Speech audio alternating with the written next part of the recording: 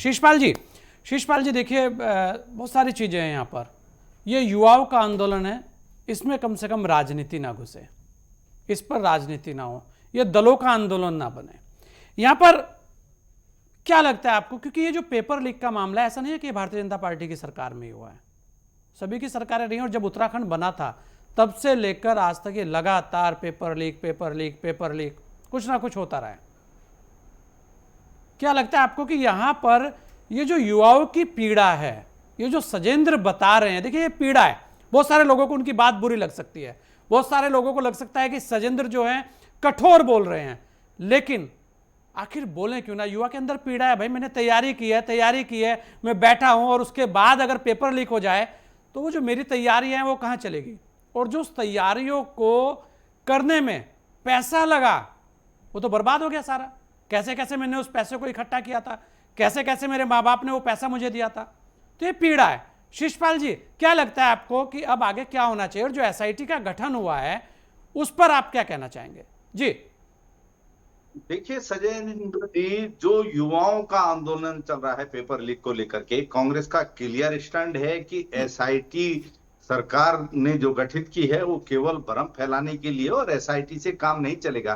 क्योंकि एसआईटी का गठन कोई पहली बार नहीं हो रहा। पिछली बार 2022 में भी जब पेपर लीक प्रकरण सामने आए थे तो युवाओं के दबाव में, कांग्रेस पार्टी के दबाव में एसआईटी का गठन हुआ था, और उस एसआईटी का कोई नतीजा नहीं निकला था। आप देखिए कि फिर से वही हाकम सिंह सलाखों के पीछे है।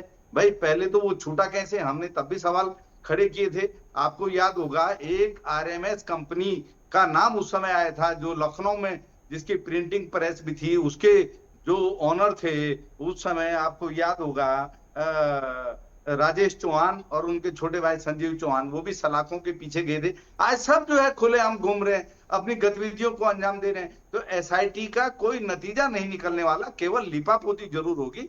इसीलिए कांग्रेस पार्टी और हमारे बेरोजगार नौजवान लगातार मांग कर रहे हैं कि सीबीआई जांच की सिफारिश तत्काल मुख्यमंत्री जी करें, हाई कोर्ट के सिटिंग जज की निगरानी में, और इसमें उनको कोई भय नहीं होना चाहिए, क्योंकि इससे युवाओं का भरोसा भी इन भर्तियों पर बढ़ेगा। दूध का दूध और पानी का पानी होगा। लेकिन शीशपाल, ये सरकार भी कहा जा ऐसा रहा है नहीं कि करेगी। अगर कांग्रेस ऐसा इस सरकार आंदोलन को को करना हथियाना होगा चाहती है। संजय जी, ये जी कहा जा रहा है कांग्रेस इसे आंदोलन को हथियाना चाहती है, कांग्रेस इसमें घुसना चाहती है, कांग्रेस इसमें राजनीति करना चाहती है, ऐसे बहुत सारे आरोप आप पर लग रहे हैं। शीशपाल जी, देखिए संजय जी, अगर बेरोजगारों की आवाज उठाना राजनीति करना है, अगर पेपर लीक प्रकरण का विरोध करना राजनीति करना है, अगर सीबीआई जांच की मांग करना जो है राजनीति करना है, तो कांग्रेस पार्टी बिल्कुल ये राजनीति करेगी। क्योंकि हम अपने बेरोजगारों का भविष्य चौपट नहीं होने दे सकते। जिस तरीके से बेरोजगारों के साथ अन्याय हो रहा है, 15-15 साल हो गए हैं बेरोजगारों की परीक्षा की तैयारी करते हुए, प्रतिदिन 15-15 घंटे मेहनत करते हैं, और ये 15-15 लाख में उनके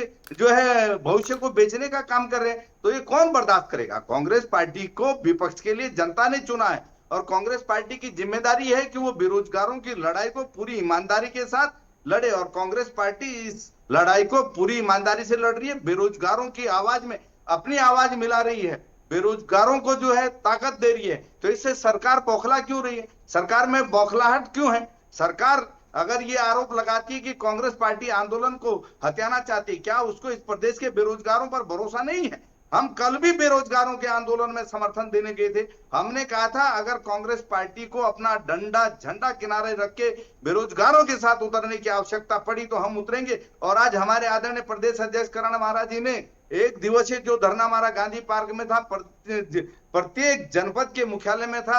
हमने कहा कि 3 तारीख को हम मुख्यमंत्री आवास का घेराव बड़ी ताकत के साथ करने जा रहे हैं, और उसके बाद भी अगर सरकार नहीं चेती तो हम गांव गांव इस पेपर लीक प्रकरण को लेकर के जाएंगे, सीबीआई जांच की मांग को लेकर के जाएंगे। हम देखते हैं ये सरकार कब तक हठधर्मिता करती है, कब तक हमारे बेरोजगार पढ़े लिखे नौजवानों के भविष्य को चौपट करती है। ये हमारे भी बच्चे हैं भाई, हमारे रिश्तेदारों के बच्चे हैं, इस प्रदेश के बच्चे हैं। हम अपने बच्चों के भविष्य की चिंता ना करें, हम अपने बच्चों के भविष्य के लिए आवाज ना उठाएं, हम पेपर लीक माफिया के खिलाफ आवाज ना उठाएं। मैं आपको संजय जी याद दिलाऊंगा, जब यूके SSS के चेयरमैन एस राजू ने इस्तीफा दिया था, उन्होंने प्रेस कॉन्फ्रेंस में खुले तौर पर कहा था कि मेरे ऊपर दबाव था किसी सफेद पोस्ट को बचाने के लिए। तो भाई वो सफेद पोस्ट कौन है, कौन वो बड़ा मगरमच्छ है जिससे जो है हाकम सिंह जैसों को ताकत मिलती है, संजय धारीवाल जैसों को ताकत मिलती है, संजय चौहान और संजीव चौहान जैसे पेपर लीक माफिया को ताकत मिलती है।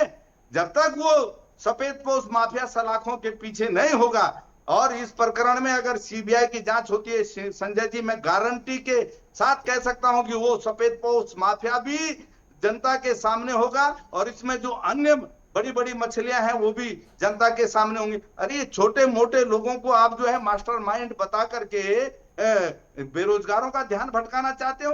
2022 के प्रकरणों का तो यही जो है रिजल्ट है। अगर ऐसा ना होता तो आज हाकम सिंह दोबारा सलाखों के पीछे नहीं होता।